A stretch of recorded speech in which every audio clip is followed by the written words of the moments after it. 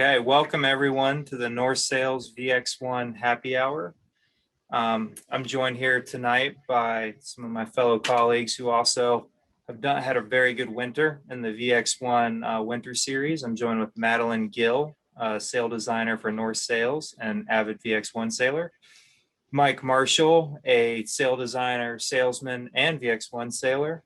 And later on in the presentation, we're going to have John Bowden, a local North rep in the Charleston area that sails all sorts of different one designs from Melges 24s to Vipers and J70s.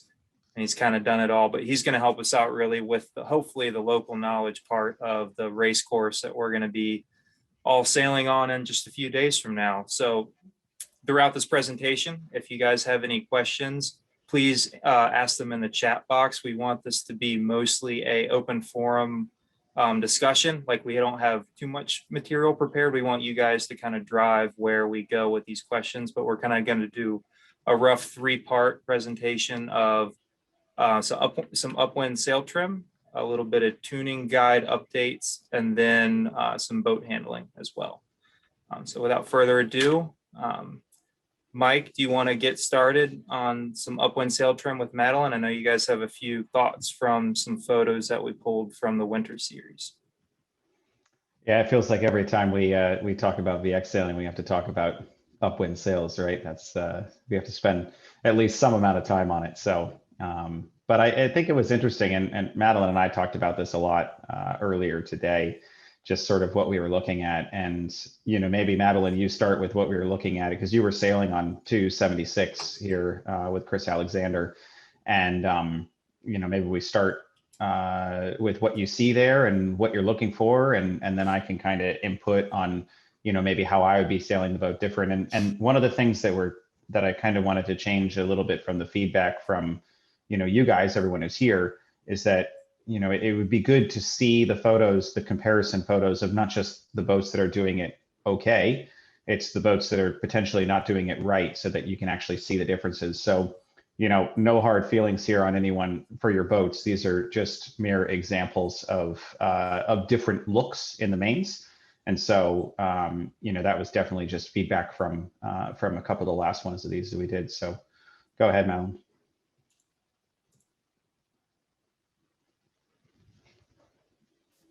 Yeah, I think the first thing that stands out in this photo to me is how different everybody's mains look, and how even most of the boats here using the same sail model have really different overbend wrinkle patterns going on.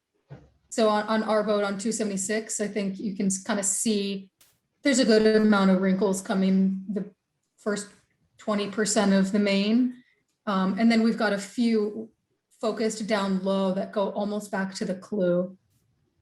So on ours, I mean, I guess that would indicate to me that we need a little bit more tension on the checks if we wanted more power down low. And to me in that photo, we're not all fully hiked, so we could probably use a little bit more power there. The next boat down to leeward 175 has a really different look going on.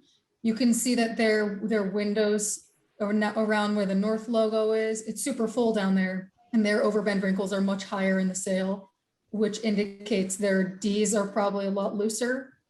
And for that, I mean, they're sailing different crew weight, they're sailing in a little bit different pressure on the course. But if they were going to change something, probably get the Ds a little bit more into balance with the checks and the caps there, so a little more tension on those. And then yeah, 310 is sailing with a pretty full looking main overall there. And obviously this picture is just off the line, so probably everybody doesn't have their, and people aren't really set up in their lane, but just a really good variety here. Yeah, I think it's interesting. What do you think, Mike? Yeah, I think it's really interesting. I think you hit the nail on the head. It's very much it's very different between every boat here. You know, it's exactly what we talked about. Exactly what you said. You know, I kind of look for, if we were to, you know, focus in on Chris for a second, which we can probably do in the next, slide here. We have a little zoomed in look of these three boats that we're doing. And really what it is you can see, you start to be able to hone in on the difference here that Madeline is really talking about. And I guess compared to the way that Chris is sailing, I'd probably have my checks a little bit tighter, which is something we're going to talk about a little bit later with the tuning guide. But in reality, what Madeline and I talked about just from a big picture or global perspective is that, when I go sailing and in the VX, I think my goal is to set the sails based on what the crew weight is, what the crew is doing, and how much you can hike, what the pressure is. And then I use the tuning as a way of adjusting the mast bend to match the way I want to set the sails. So really the biggest thing that I'm doing is I'm setting the sails, easing the main sheet, pulling the bang on to the amounts that I want to. And then I'm using the tuning from there to get the mast bend to match. And that's kind of what I'm looking for here. The assumption here is that Chris and Madeline have their controls where they'd like them. And if I was sailing that boat, I would look up at the main and I would say, I think my checks are too loose. And I would put, a turn, maybe a turn and a half on the checks. And I'd probably leave the controls mostly where they are. And that's, and that's kind of what I'm trying to do. So when I'm looking to match my mast bend to the way I'm setting the sails, you have multiple ways of doing it. You can either tune it or you can let the controls off.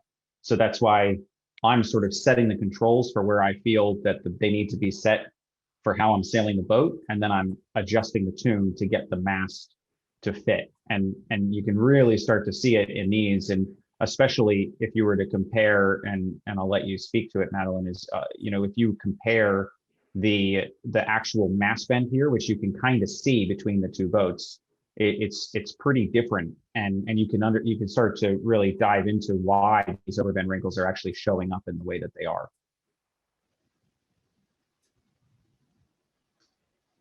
Yeah, I mean, these photos, when you have them zoomed here, you can definitely see the mast bend is different. You can see how much bend we've got, almost in line with our windows. So really focused down low, right where the majority of the wrinkles are stemming from. Whereas on 175, their max bend is up closer to the spreaders, where that spreader window is, and that's creating those overbend wrinkles that are super strong, going straight down to the clew, which then can create hinging where the whole aft half of the sail where the battens are kind of just folds off. So I think those can be a little bit dangerous if you let them go too far.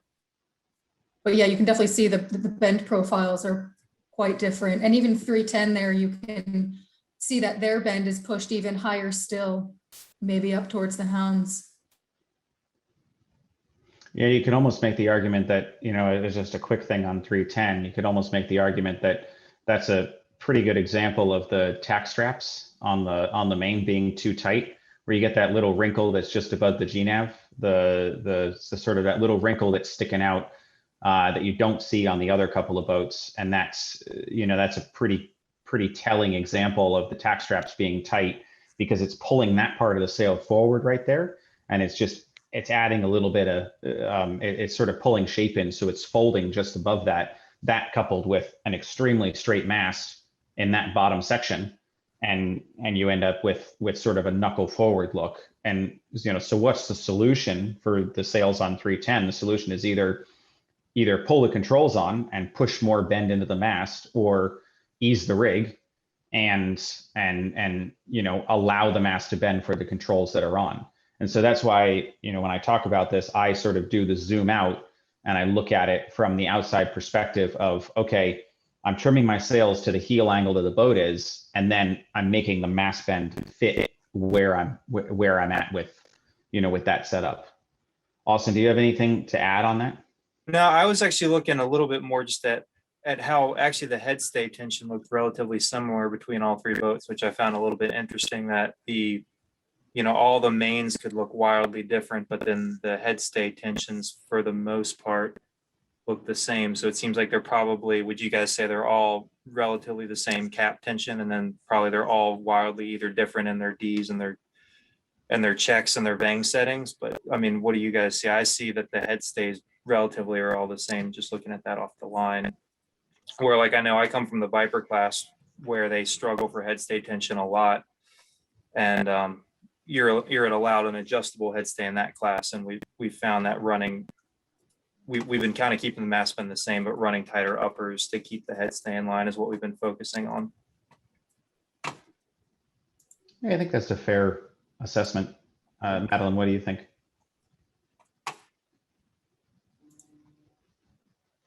Yeah, I think that the head stays here all look pretty similar. I'd say that ours looks on 276 looks a bit tighter to me than the other two.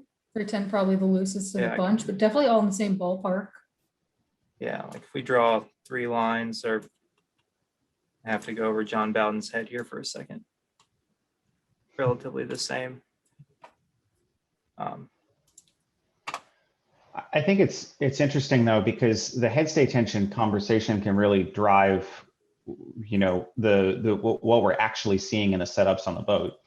The head stay tension conversation, if we are surmising that 310 looks a little bit softer than the other boats, then potentially they are, you know, exactly what we're talking about. They don't have, even though their mast is straight, that straightness probably isn't from pulling D's and checks on and holding the mast straight. That straightness is probably from a lack of sail control being pulled on. Because, you know, if you pull a lot of compression into the mast with the main sheet and you don't let it bend, you're going to get head stay tension. But in this case, the mast is fairly straight and the head stay is going to leeward. So that would say the main sheet probably isn't super tight, and therefore the controls aren't super tight, versus the really tight controls on 175 and 276, which are getting a lot of head stay tension, but the main's looking different. And, you know, on 175, you see the example of a very tight controls, but a lack of D's and check tension, which is making the main invert for the proper head stay tension. And then on 276, you see a much tighter setup of D's and checks for the same amount of tension on the controls, which is basically restricting the middle of the mast and maintaining the head stay tension while not inverting the main. If that follows, and I didn't get off track in the middle of that. No, you never do that. Do we have any questions from the audience? I know Ched is chiming in a little bit. He's noticed one about 310, the GNAV. It's on the wrong side of the sail. And he commented that he thinks that he does not think the head stay is influenced by the cap, more influenced by the caps than the checks and Vang is his take on it. And I think exactly, I think I'm agreeing with that as well, for sure. I think it's, you know, this mast isn't very stiff, right? It's pretty soft. So as soon as you start to compress it, it gets shorter and the head stay goes away. And you either pull the controls on and take it and add compression to it from the controls, which inherently tightens the lowers and D's, but the mast has gotten shorter, so the head stay's gotten softer. Or you tighten the checks, pull the controls on, the mast doesn't go anywhere, which adds, it's a straighter mast, so it's got a straighter head stay tension for the same controls. So we have Richard Hausler asking about leech tension and how open or a closed leech is good. Or Boo Hausler, sorry. I was going to say, who's Richard? Yeah, so, Madeline, do you want to? I think it's a very breeze condition dependent. So maybe take one of the breeze conditions, and I'll take the other, whichever one. Yeah, I think in underpowered and powered up, you're kind of you want all the leech tension you can get, and you're trimming the sails pretty hard. I think a closed leech in those scenarios is oftentimes what you're aiming for. You want to get as much of that fat top of the sail, the square top main engaged and powered up. The power up high is going to help you to have something to hike against, is going to help you have more drive force in the boat. So I think that you're kind of all the things that you were talking about there, Mike, with the rig tune, getting that all dialed in. So when you put the Vang on and trim the main on, you're really engaging that upper leech and putting it to good work. It's kind of what you're aiming for in my mind. Yeah, I agree with that entirely. I think at the end of the day, right, a camber, which is depth of the main, is inherently related. So if we have our mast on this side and our leach on that side, camber is inherently related to depth. So as you get flatter, the leach twists open. And really engaging the leach is just determining the amount of, the more engaged and the more deep the main, the more engaged the leach is, the more the boat wants to turn up and the more you get height. And the less engaged the leach is, the faster the boat wants to go and the less height you have. So, going with this setting that 175 has right now, I would suspect that their leach of their main with those overbend wrinkles, they've made the sail quite flat.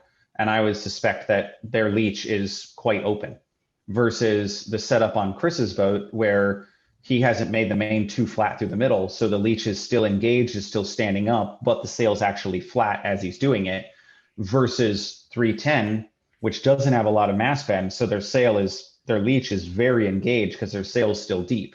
So if I were to talk about the three boats and how this start potentially played out, it probably played out pretty well for Chris. I bet 175 had a hard time living off of 310. And I bet 310 had a hard time putting the bow down and going fast over the boats to lure them. So 310 probably had point, 175 probably had forward, and Chris was probably somewhere in the middle between the two of them. Do you guys find yourselves playing the Traveler at all? Like, yet again, coming from like the Viper class or similar boat, we adjust the Traveler, all the way through the range, but I sailed the boat, in the last Winter Series, my first time driving, I left the Traveler pretty stagnant as I was using other controls to kind of get the boat through the range. And I was curious if you guys are doing something similar. Are you keeping the Traveler kind of set at a certain measurement, or are you shortening it or loosening it as you go through the range? I have to laugh because I've spent about 15 minutes talking, probably more than 15 minutes talking about this with Brian Shores recently, who's on here. So maybe he can chime in as well on the chat. But that's why I'm chuckling about it. My Traveler is set. It has been set since the first time I sailed the boat. And by I say my Traveler, I mean the Traveler on Hayden's boat and then the Traveler on Doug's boat. And frankly, I make sure that it's tight enough so that I can trim the main all the way in to the point of closing the leach in light air.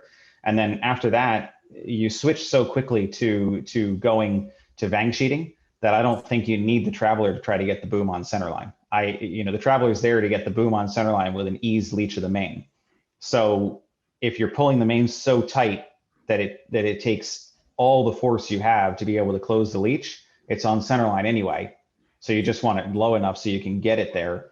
And then in breeze, the vang is on tight and you're already going to vang sheeting and you're really not, your Traveler isn't doing much at that point. It isn't bringing the boom to centerline. The main sheet's doing that because the vang is keeping the boom down. Hopefully that makes sense. And maybe Madeline, you can elaborate on it in a different way, or if you do something different. But I haven't touched mine. No, we don't. I mean, Chris can probably say if I'm wrong here, but I don't think he typically messes with it almost ever. I think the reason he likes and we stick to that all the time. Yeah, I think the Viper, you go through a little bit more like you're not engaging the vang as early, and that might be why you have to adjust it some. Where the VX, the boom is so low and you're already vanging so early anyway. Like Mike said, the boom's going outwards as opposed to like up or down very quickly in the tuning guide and in the boat setting. So it's not as much of an adjustment as you might think.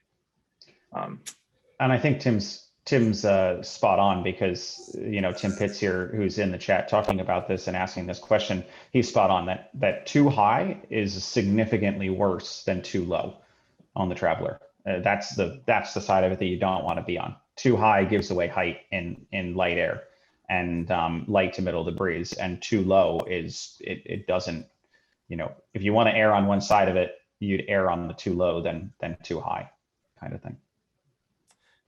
We got Brian Shores wondering about Cunningham tension.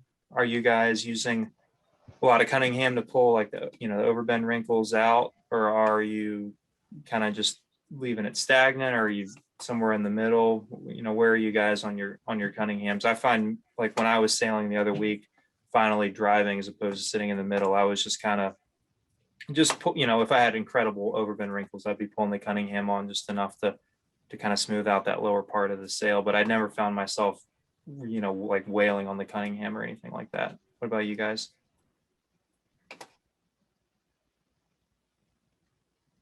Yeah, I think that's kind of the same with us. I mean, you Yeah. don't want to pull it so hard that you're pulling the draft super far forward. I mean, the wrinkles are okay. They're indicative of the power balance that you want. So you're not trying to just make the sail smooth.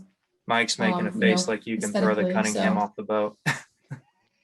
It's like an 8-1 down there. I don't know what you do with it. Yeah. I mean, I can honestly say, I think the mast is soft enough, when you really, so let's break it down, right? The mast is pretty soft. The main is on the flatter side as it is. Pulling the Cunningham on is just going to flatten the main out further. So maybe if you're sailing in the top end of the range of 25, 26 knots, I'd say, the Cunningham, you're basically getting the main as much as you can. I think we pull it on a little bit more than what Chris has here. I kind of try to have my overbend wrinkles going up maybe in the middle of that panel, somewhere around the spreader area, maybe in line with the number 4 batten there. And I kind of try to have it around there. And that just means a little bit more Cunningham. But I would caution that you can fake yourself out on the rig tune by having too much Cunningham too early, because it really does start to remove your overbend wrinkles, and it starts to give you a false reading on how much you should ease your shrouds and stuff. So I try not to use too much of it because it does bend the mast very quickly. So. Okay. So I'll move on to the next one so we can keep going through here. Madeline, what did you want to talk about in these 2 photos? Well, I think Mike pulled these out just as a further comparison almost. You can kind of see 284 there, Matt Haddon and Emily Billing there, a pretty full main. And at this moment in this breeze, it's probably the right thing to do. But just keeping an eye on it, because if the picture that they're in is further up the line, up the course, not right off the line. So they're probably settled in. They probably have everything set. Their Vang and Cunningham and everything are dialed in now. So if they've still got that much power in the main and they see any bigger breeze than this here, then they might step up on the rig pretty soon. Did you have anything you wanted to add, Mike? Yeah, I think that is a pretty spot on. And also, the thing I really wanted to point out here is that this looks like it's basically just hiking conditions, barely hiking. And I think the thing I wanted to point out is that that sort of light air setting in the boat, just how hard you have to pull the main sheet to close the upper leach. And I think if you look at 125 here, the upper leach on that main, that boom is ever so slightly bending. So the main sheet is quite hard and it's clearly on center line, but the upper leach on the main the telltales are streaming straight back. They are completely flying. And you can see the crew is just hiking. The skipper, I can see the skipper's knees, but I can see their face in the window. So I know they're not really hiking. They're not fully hiking out yet. And I'm looking around at the other boats and the other boats don't seem to be fully hiking yet. So for me in this, I would say, stand on that main sheet more. And what it's going to do is it's going to do a couple of things. Right now, that main looks a little bit full and you see almost no overbend wrinkles.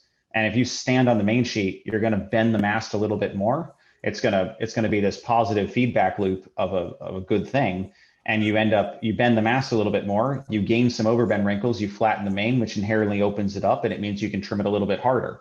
And you kind of get to this point where you're able to just trim it a little harder, and it flattens the main, but keeps the leach engaged. And that way you actually, by engaging the leach, you're actually getting a little more roll moment in the sail, but you're reducing the drag because you're flattening it at the same time. So, on all of those things there, really what I'm trying to point out, or what I was thinking in this photo, is that, even when you think you're trimming the main hard, if you look up at the telltales on the upper leach, they're more than likely not stalling. I mean, I find myself looking up all the time at them and saying, oh man, they're flying 95% of the time. And then I pull the main a little bit harder, and then I look up a minute later and I've eased it out an inch and they're back open again and flying.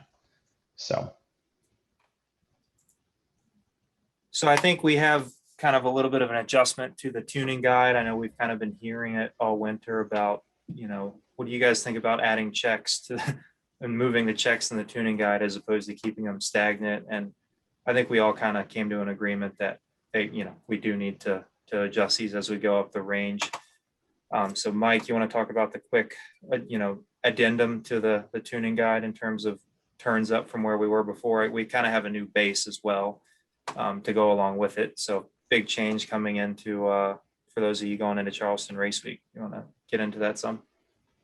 Yeah, I think the thing here that we're looking at and the interesting piece on it is, from sailing the boats these last couple of times, there is a point when I wouldn't go any looser on the rig. And that has been quite tight on the Ds because I'm trimming the main as hard as I am. That has been quite tight in the way that, in the way that I'm sort of ending up tuning the rig, because if I trim the main so hard and I don't have the rig tight, then the sail just starts to get really way too flat, way too quickly. And so that's why there's sort of this base setting that's now 4 to 10. And it's really anything under 10 knots, as soon as you take the vang off, you're still trimming the heck out of the main to try to get people hiking. And as you can see, it's tighter on the Ds and on the checks that we've, the intermediates and the checks that we keep talking about. It's a little bit tighter, and it's just from that really tight main. And that setting below it is not for anything other than when you're finishing a race that the breeze has almost died in and you're not hiking anymore, and you just have to get, you have to ease the main to get the boat going. Let's say it's choppy and you're not hiking, you've got to ease the main to get the boat going. Otherwise, after that, the goal is just to try to simplify things. And, the setting is, it's 2 turns on the caps, 1 turn on the Ds, and then a half a turn on the checks. And so it's just 2, 1.5 for every step after that. And the reason on the checks is really, it's stemming from the fact that if you tighten the Ds and the caps and you don't tighten the checks, they get looser. So why wouldn't we want to keep the ratio the same and, and try to keep them in check a little bit more? Pardon the pun, but you want to keep them, in the boat and keep that lower part of the mast from bending too much as you go up the range. And so that's why they tend to be, they're about half the length of the Ds. And so they're ending up about half the turns of tightening from between each step. So it's really, the whole goal is really about just trying to make sure that the mast is staying in column with the, in column with the luff curve of the main. We have a question from Reed Baldridge about why are the sails made to be so hard to close the top leech off? Do you ever want the top of the leech fully closed, or do you always want it kind of just twisting and breathing? That's an interesting one. I think I've asked this question to myself a couple of times, and I don't think I would change it, because I've seen a deeper main on the boat, and I've seen a flatter main on the boat, and I suspect that the main is hard to close off because you want it twisted except in that very light condition where you are, where you're trying to get people hiking. And at that moment you want it closed, but other than that, you want the sail flat. In any boat with a square top, the thing you're trying to do is you're trying to get the top of the sail flat, because as soon as you get going, it becomes drag. So any depth that you put up there is going to be parasitic drag at any other time through the wind range. So you're trying to be on that edge of where you can close it at times, but you don't have the extra drag in the other part of the range. Okay, and then from Tim Pitts, Madeline, the checks being tighter help the vang be more effective, correct? Yeah, for sure. I mean, that goes right to the point of the picture that we showed earlier with 276's mast bend being so low. So if our checks were tighter there, transferring to really low mast bend, it'll transfer to flatter main up high. So that's exactly right, Tim, I would say. Does anyone else have any questions on the tuning guide before we move on? I'll give everyone a couple seconds. Otherwise, we'll go ahead into the next portion of the talk. And we will share this as well with people too. So you don't have to be scrambling to jot this down in your notes with everything. Trevor says new numbers look good from Canada. It's good to hear, Trevor.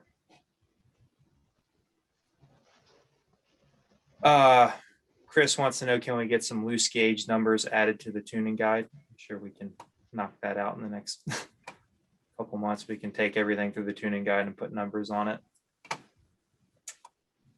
I think the interesting thing on that though, and the reason that I sort of we've kind of steered away from that, or at least I have, is just because the masts are a Very little different. bit, they're pretty different. So, Yeah. you know, this setting works once you get to your overbend wrinkles for your mast. I know on Doug's boat, our base setting was like 28 and it was probably 21 and somewhere around 13, 14. And that was because his mast seemed pretty soft. The 28, 17, 11 seems to be more in keeping with in sailing 275 and 269 seem to be a little bit more in keeping with those boats, having sailed both of those.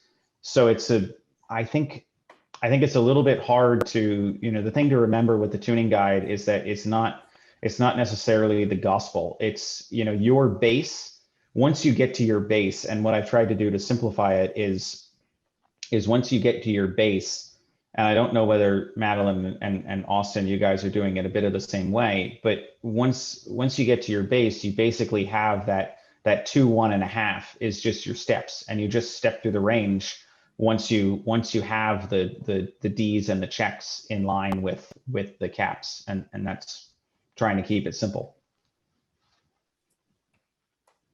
Yeah, I mean, I would say we're doing, so, you know, maybe not quite that ratio. We might be running slightly.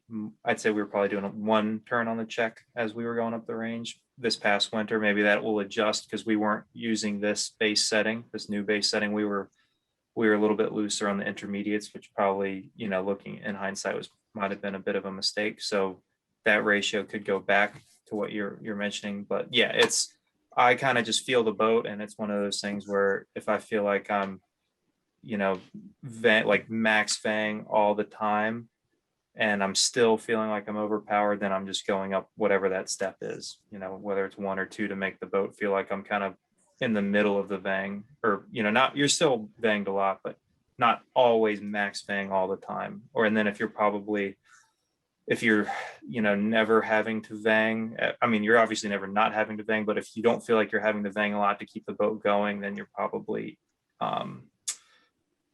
under on the rig, you know, by a step.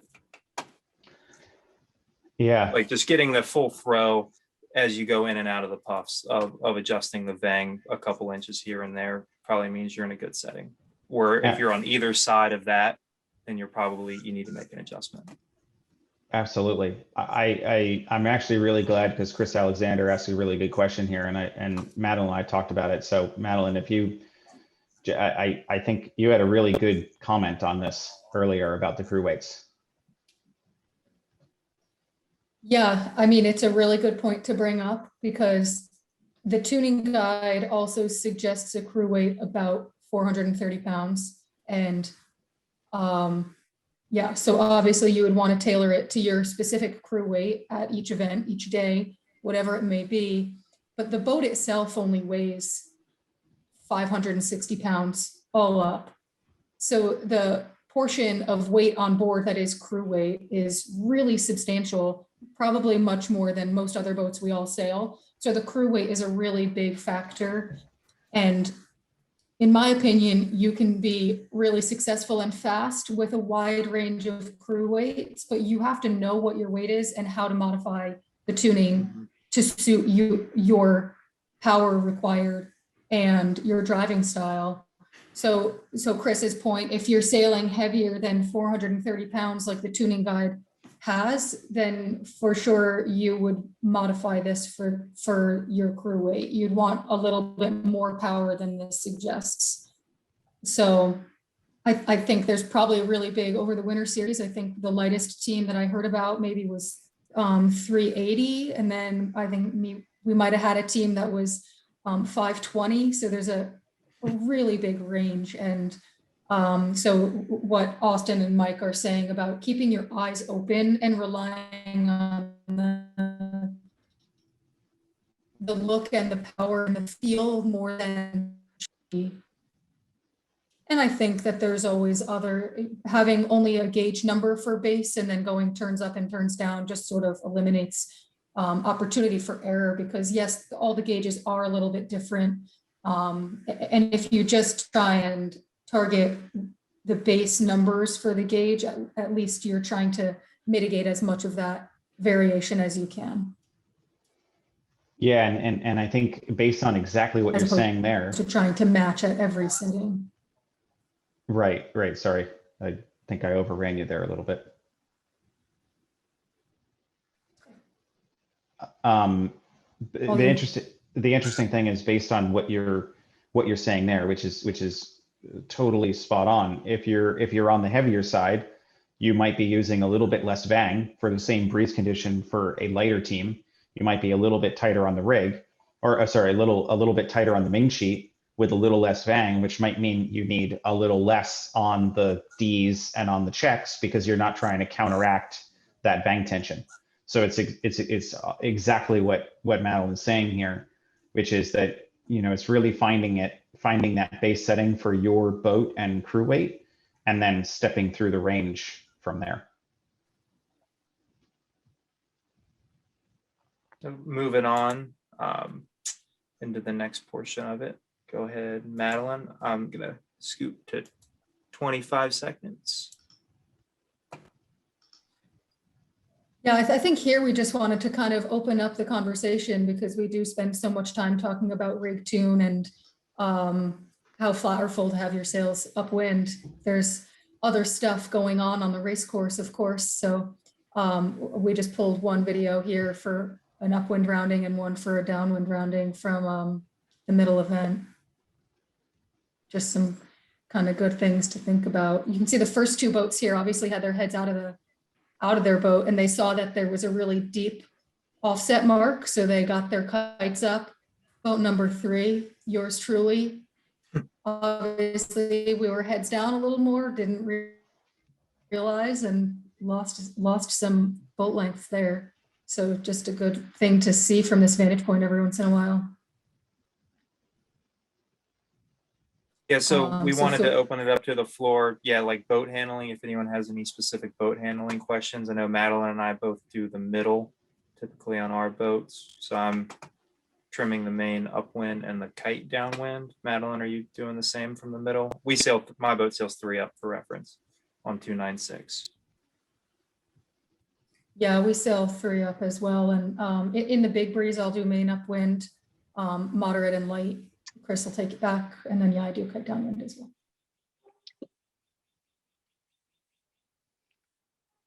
Great penalty turn. We've got a little probably Yeah. different setup around the corners though. Yeah. We had our forward. Reed is the helmsman on the boat, and I hand obviously the main sheet off to him, and the spin sheet I'll hand to him right before I go for the hoist. And we're kind of okay with it filling a little early because I feel like I can get the kite up that last 2-3 feet, even if it's got wind in it. So we probably go for a little more of an aggressive hoist and fill, but maybe in a 2-up configuration, you probably should keep that sheet eased to make sure you can get it all the way up and get the boat underneath of you before you start going. So what about you guys?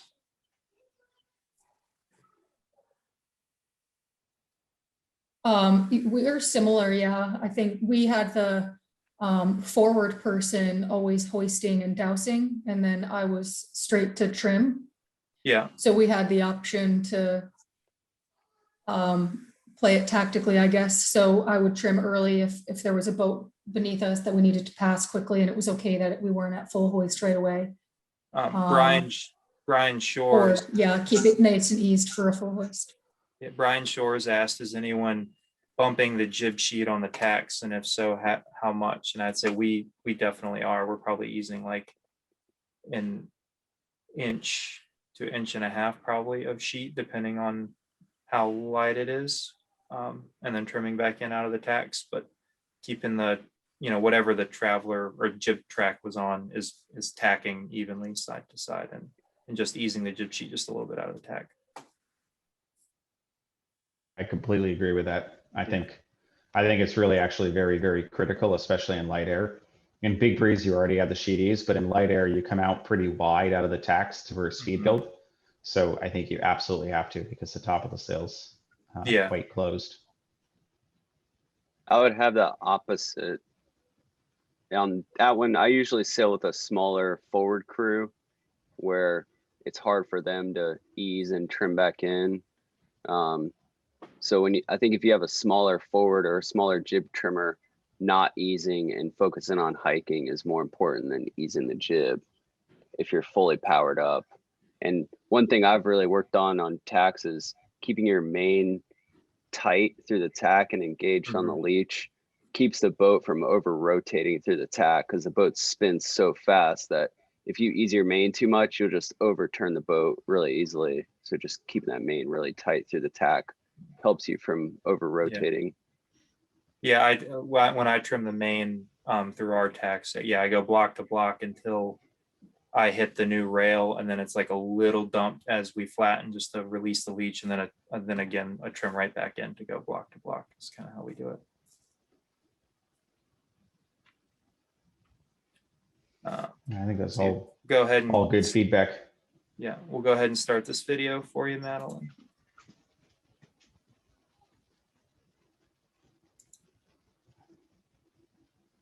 Actually, I'll rewind just a little bit.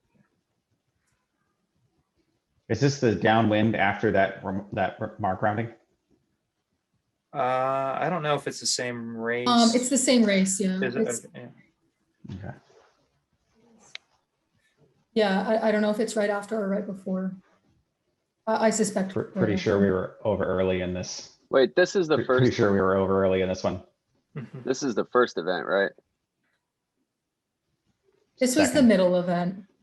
Yeah, February. So that's us with Tim on top of us, of course.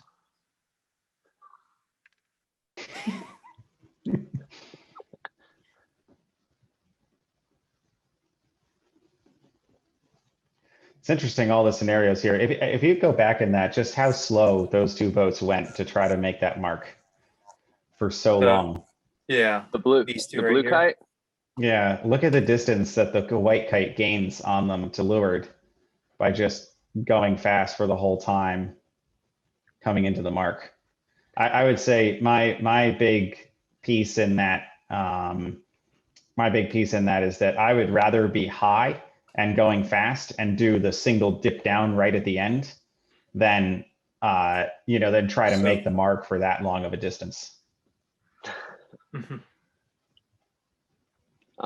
Yeah, this was a really interesting rounding, because if you see Sandra on the far left right now, I watched this video pretty closely, but in the past, but if you watched her compared to Kelly, sorry to call you out, Kelly, but it right there with the white, pink and blue kite, if you watched her approach to this rounding in comparison to Sandra's, it was like, if Kelly had gone 4 more boat lengths before jibing to port and rounded that other mark, if you watch where she ends up here, like it's literally 10 boat difference. But you see Sandra coming around, making nice gains on everybody from being from the side of the course, coming down from that side of the course. Whereas Kelly crossed through the middle and did not have a good rounding.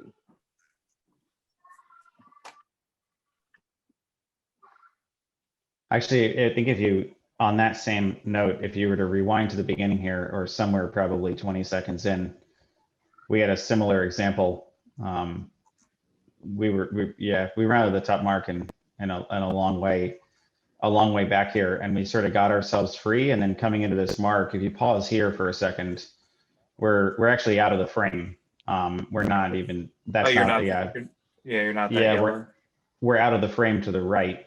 We rounded the mark about a ways back, but we got free on the downwind left-hand side. And one of the things we did here coming across is all these boats sort of came across in the middle, and you can see the convergence about to happen. The gray and yellow kite, the blue and yellow kite, the blue kite, they're all sort of aiming at each other, and they're all going to jibe on each other. And by going a little bit further, if you play this out, we were a little below this group, and we were able to kind of just stay fast and keep the bow up. You can see all these boats starting to put the bow down and aim at each other as they jibe on each other to kind of avoid and duck. And coming in here, just keeping the bow up and going fast kind of allowed us to be able to play the game and get around the mark before some of this pack where this group of boats kind of all condensed on each other.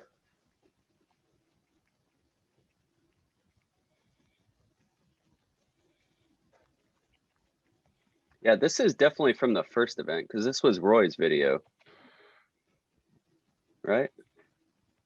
He I was think the second. second event was Oh, Roy's video. okay. Sorry. Man, my brain is bad.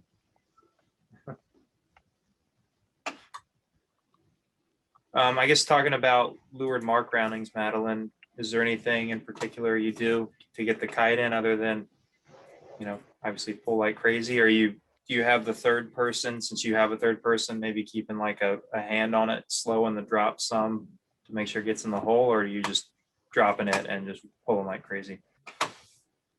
Well, we sailed this whole series. We had two different forwards, but both were stronger than me. So we always had the forwardmost person dropping the kite. So I was just kind of getting everything prepared for the upwind, I guess. So snugging the vang, whaling on the vang, and then going to the jib sheet sometimes to help get that in if Kate had one or two more pulls in this event. But yeah, I mean, nothing really special. I mean, it's easy to just, I think some boats you can kind of see the jib comes on way too much and way too early. So it's easy to make some gains just by making sure that you do everything at the right time. So yeah, vang on early helps to be able to get that main trimmed properly, and then jib after.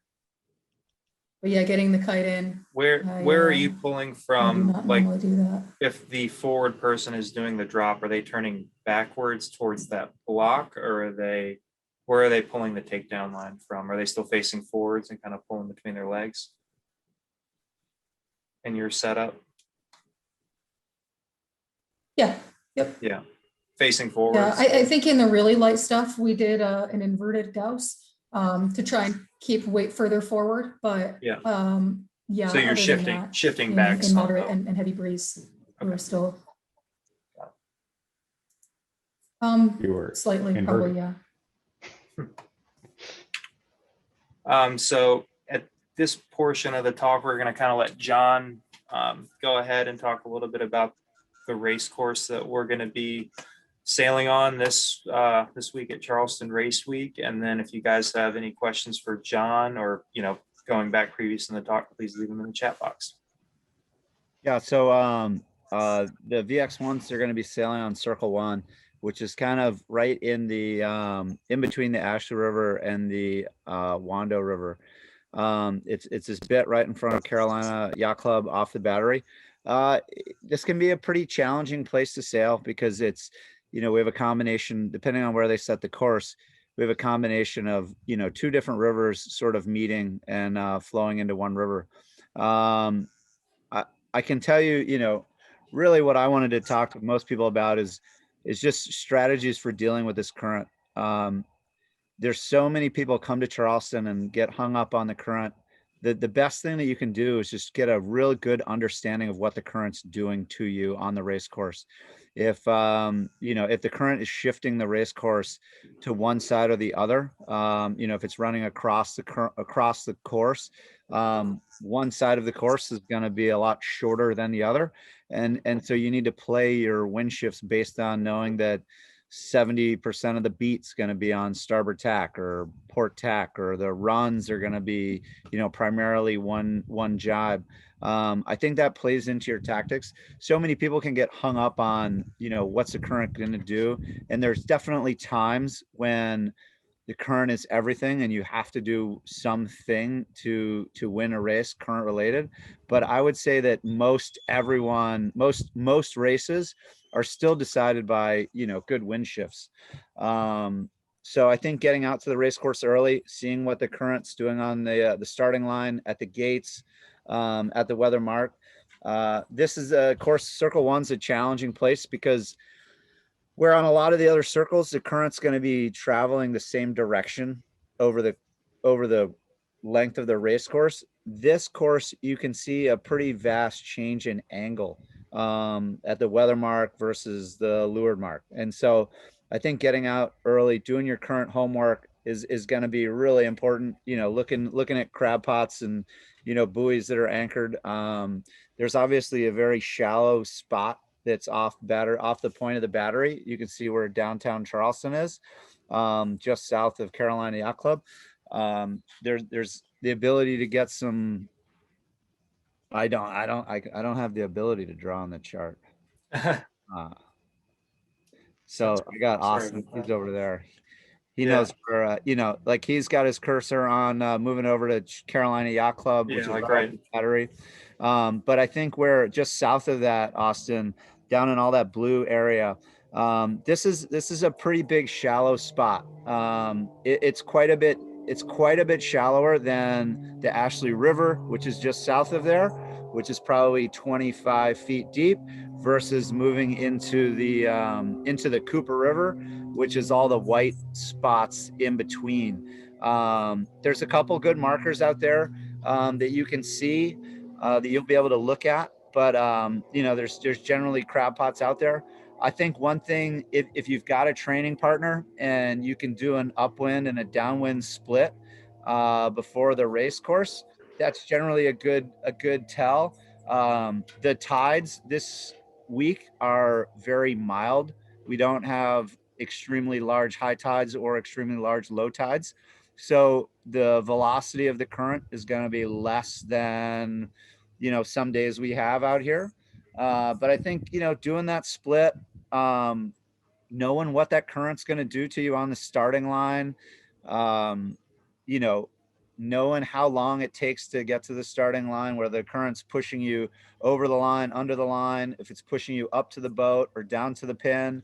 I think those can be really good, useful, pieces of information to have before any race course. You may see a race course where, one side of the course is favored for the wind and one side of the course is favored for the current. And so you've got to make that decision, on what tactically what you're going to head for. So I think splits before the races with with a like boat can make a big difference. Understanding what it's doing to your race course. I think, for me, when I do these races, I sail in this whole harbor quite a bit. I need to know whether, if I know going into the race that 80% of the race is going to be starboard tack, that's going to change tactically how I attack the race course. We sailed the VX1 North Americans here, and we sailed a little bit further to the east, and it was a bit more straightforward. And but I think this area right in front of downtown is a great race course. I think that you'll get a good handle on things after the first race, but knowing what that current's doing to you on the race course is really the biggest key. It's very easy for people to come to Charleston and think that current's the only thing that matters. And I'll tell you, we race a lot out in the middle of the harbor, and the local people will tend to, they'll do okay, but the local people are not, godsend on this current, because sometimes we can get so hung up on the current that we forget about the race course and the wind shifts, and there's lots of gains to be made. Just think about how long the race course is, things like that, timing of the shifts, but really more than anything, I can't stress enough is sort of what that current's doing to you at the marks.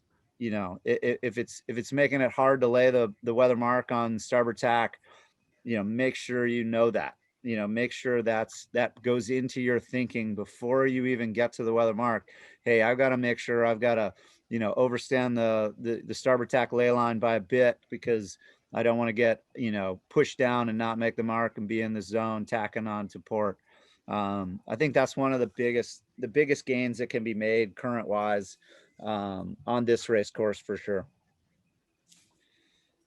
Does anybody have any questions about this race course specific? I've run aground in pretty much every corner of it, so Yeah, I have too. that's my input.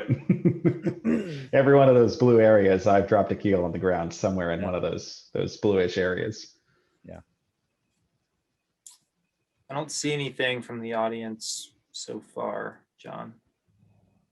The only thing I'd add is just that the lighter the breeze is, the more effect the current has, which seems obvious, but it's something just to remember that, if it's blowing 5 knots, that's the time when you sail until the keel touches and tack. And if it's blowing 15 knots, it's not, yes, it's a factor, but it's not a factor like it is when it's 5 knots kind of thing. Certainly the more wind you have, the less the current plays into effect. So Brian asked, how shallow is it off of Chutes Folly? And Reed wants to know about the depth shear near the edges. So none of these channels are shipping channels, except for the Ashley River has some tugboat traffic, but on the other side of the harbor where we have the major ship channel, the drop-offs can be quite severe. We don't see any of these drop-offs, while it's 25 feet in the middle, going to shallow water. They're pretty slow, gradual drop-offs. When you get to the battery on the west side of the race course, a lot of that area at high tide is fair game. There is one little spot where there's a pile of rocks, ballast just right off the point. I think there's a marker right by your cursor there, Austin. There is a big pile of rocks there. I think that's got a day marker on it. But a lot of this area at a mid to high tide is very fair game for the VX1. Like Mike said, in light air, if you're bucking tide, this is going to be a pretty nice place to sail. And the good news is, for the most part, it's mud. I've sailed every different kind of boat, and I've ran aground almost everywhere in that blue area. Pretty much intentionally. We kind of waited until we bumped and then we tacked. On the west side, on the east side, where Chutes Folly is, Brian, you can sail very, very close to the dirt. I think that there's, I don't expect you guys to be sailing up in there a whole lot, but there's some pilings right off the southern tip. You can kind of keep an eye out, and I would say you could get, really very close in there. There is one, you can see there's one little bump out that comes on the green part of the island, about halfway up on the west side. It is a section where it does start to come out a little bit, and we kind of play that into effect. I honestly haven't sailed these small boats up in that area, and big boats, we get up in there a lot of times to get out of current relief, and you've got to pay attention to it. I think it's just kind of, for the most part, where you're going to be racing, I don't think you have to really worry about running aground all that much. But that said, depending on, Charleston Race Week's a tough venue, because we've got 4 circles running inside a harbor with almost 200 boats inside. When these, if we get a westerly or an easterly breeze, it can be challenging to run these race courses on top of each other, and so they have to get creative with where we set the race courses. So, on a good sea breeze day, which I'm hoping we're going to have for most of the weekend, I wouldn't expect there to be too many problems about actually running aground. But looking for that shallow water, looking for that deep water, can be important. There is a channel marker R4 that's right in the middle of the river. That's kind of the start of the bend, where the Cooper River comes in and bends and meets the Ashley River. So I think, the biggest thing for me is just paying attention. And like Mike said, the lighter it is, the more the current comes into play, and the windier it is, the less you have to worry about it quite so much. Any expectation on breeze direction? Is it going to be that kind of classic sea breeze we see kind of funneling in here? Yeah, I think as we're still a little bit away, but as it sits Friday and Saturday look pretty classic sea breeze, kind of coming straight from James Island, which should be pretty nice. I was kind of looking at it real quick on my phone. Yeah, I mean, it looks like pretty decent sea breeze, with a little bit of a change on Sunday, a little bit lighter, a little bit more towards the west, but I would expect a pretty nice sea breeze all weekend. Awesome. So I think we've taken up everyone's happy hour. Hopefully they've had an enjoyable experience and a good drink. I think we're going to go ahead and sign off here. Thanks, John, for joining us on the local knowledge part of this. And if you guys have any questions, feel free to reach out to any of us with any more specifics. Thanks for coming, everyone. thank you.